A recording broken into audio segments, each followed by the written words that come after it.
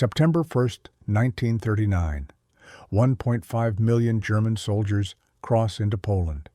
Within 6 years, 70 million people are dead, 3% of the entire world's population wiped out, 6 million Jews systematically murdered, entire cities erased from existence, the atomic age born in nuclear fire over Hiroshima and Nagasaki.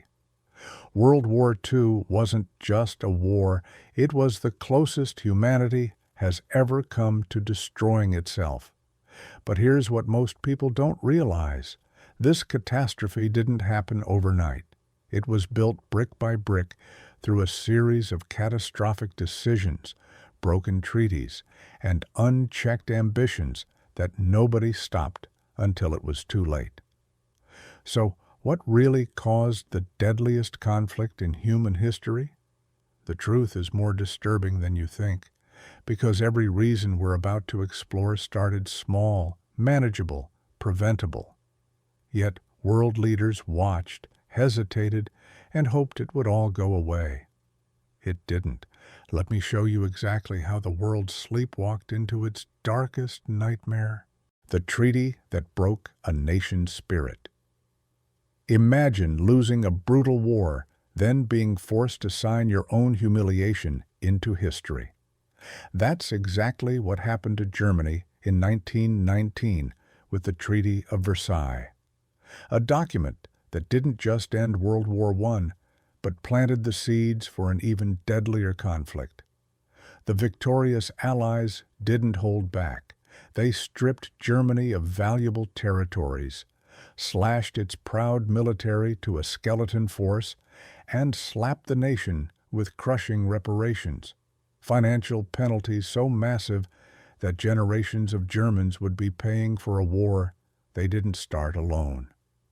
Picture a once powerful nation brought to its knees, its economy in shambles, its people struggling to afford bread, all while being told they were solely responsible for the war's devastation. This wasn't just policy, it was punishment with a personal cost. German families watched their savings evaporate through hyperinflation. Veterans who'd fought bravely felt betrayed. The national pride that had defined German identity for centuries crumbled into collective shame and resentment. Into this cauldron of anger and desperation stepped Adolf Hitler, a failed artist turned charismatic demagogue who knew exactly which wounds to reopen. He didn't need to invent Germany's grievances. The Treaty of Versailles had already written them in blood and ink. All he had to do was promise to tear up that hated document and restore Germany's honor. And millions of desperate, humiliated people were ready to follow him anywhere when strongmen hijacked nations. The 1930s witnessed something terrifying. 3 ambitious dictators rising simultaneously, each weaponizing their nation's frustrations into engines of war. In Germany, Adolf Hitler transformed rage into a rallying cry. He didn't just promise jobs and bread, he promised vengeance, expansion, and a 1,000-year Reich that would erase the humiliation of Versailles. His Nazi party mastered propaganda, turning ancient hatreds into state policy. Across the Alps, Benito Mussolini draped himself in Rome's ancient glory. His fascist vision? Resurrect the Roman Empire's power and prestige. Better to live one day as a lion than 100 years as a sheep, he thundered, seducing Italians with dreams of Mediterranean dominance. Meanwhile, Japan's military elite eyed Asia's vast resources with hungry ambition. They envisioned a Greater East Asia co-prosperity sphere, a polite name for brutal conquest across China, Southeast Asia, and the Pacific. What united these dictators? A lethal cocktail of extreme nationalism, sophisticated propaganda machines, and the willingness to crush anyone standing in their way. They didn't just govern. They mesmerized, militarized, and ultimately dragged the world into its bloodiest conflict. The conquest begins when ambition turned to aggression. Dreams of empire don't stay dreams for long when dictators hold the reins. By the mid-1930s, these regimes stopped talking and started taking, violently redrawing the world map with blood and iron. Hitler's obsession with Lebensraum, living space, wasn't just rhetoric. In 1938, Germany swallowed Austria overnight. 6 months later, Czechoslovakia's Sudetenland fell. By 1939, Poland became the flashpoint that ignited global war. Hitler envisioned a German empire stretching deep into Eastern Europe and Russia, enslaving millions to serve the master race. Mussolini's Italy attacked Ethiopia in 1935 with devastating brutality, deploying poison gas against defenseless civilians. Over 500,000 Ethiopians died as Mussolini tried proving Italy belonged among history's great conquerors. Japan's appetite proved equally insatiable. After seizing Manchuria in 1931, Japanese forces launched a full-scale invasion of China in 1937.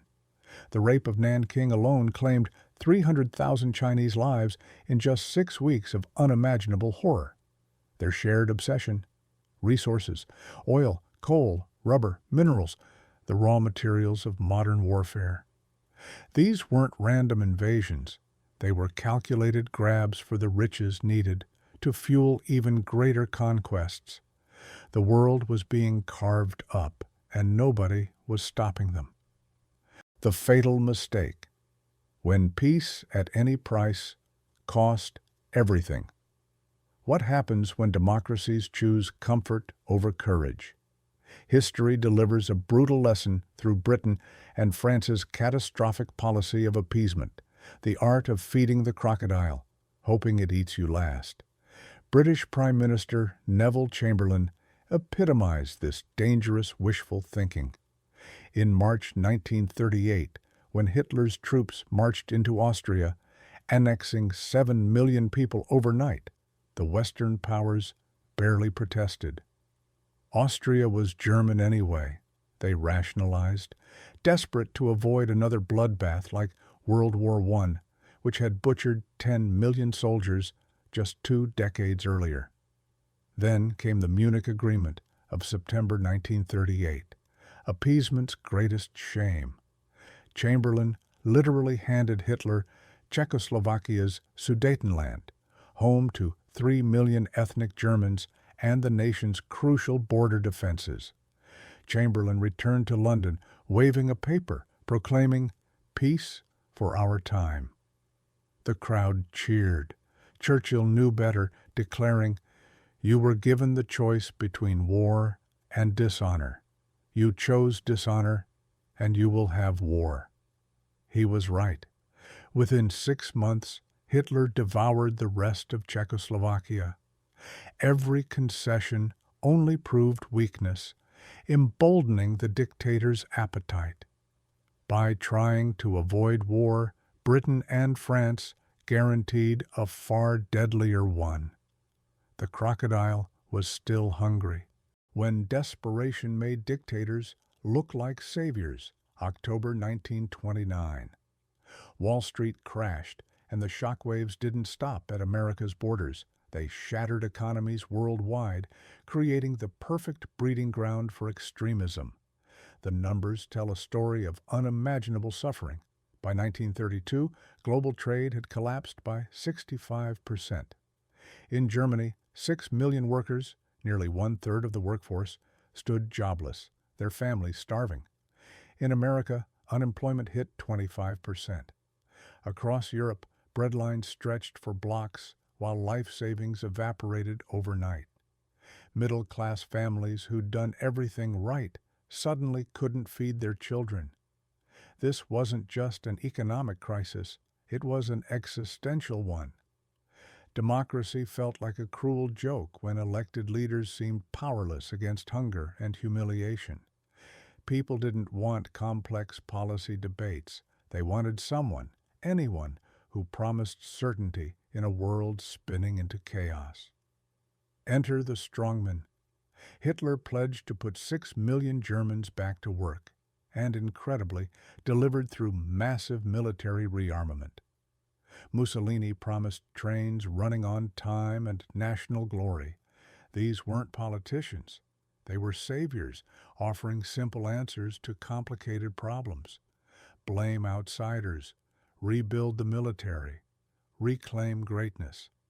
When you're watching your children go hungry, authoritarianism stops looking like oppression and starts looking like survival. That's how desperation becomes dictatorship's greatest weapon. The day the world stopped pretending, September 1st, 1939. At 4:45 a.m., as most of Poland still slept, the German battleship Schleswig-Holstein opened fire on a Polish garrison. Minutes later, 1.5 million German troops, supported by 2,750 tanks and 2,215 aircraft, smashed across the border in a devastating new style of warfare the world would come to fear: blitzkrieg, or lightning war. Poland, with its brave but hopelessly outmatched cavalry and outdated defenses, never stood a chance.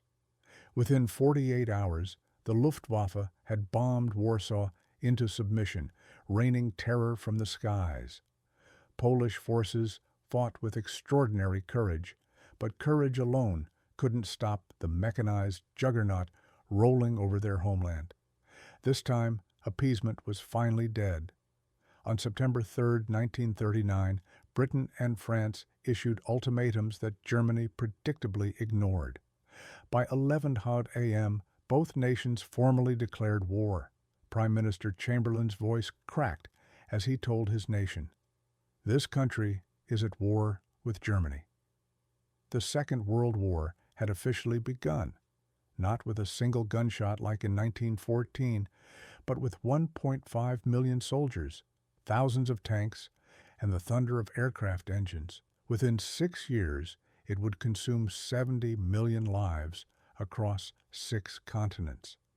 And it all started on that dark September morning when Hitler finally went too far, and the world had no choice but to fight back. The nightmare had begun. For 27 long months, America watched Europe's nightmare from across the Atlantic, determined to stay out of someone else's war. That isolationist dream died in 90 minutes of fire and fury, December 7th, 1941. 7:48 a.m., Pearl Harbor, Hawaii. 353. Japanese aircraft descended from the clouds in 2 devastating waves. Bombs rained down on Battleship Row, where the U.S. Pacific Fleet sat anchored, unprepared, defenseless. Within hours, 2,403 Americans lay dead. Sailors trapped in capsized battleships, pilots caught on the ground. Another 1,178 wounded. 8 battleships destroyed or damaged. The USS Arizona alone entombed 1,177 men beneath the waves, where they remain today. President Roosevelt called it a date which will live in infamy.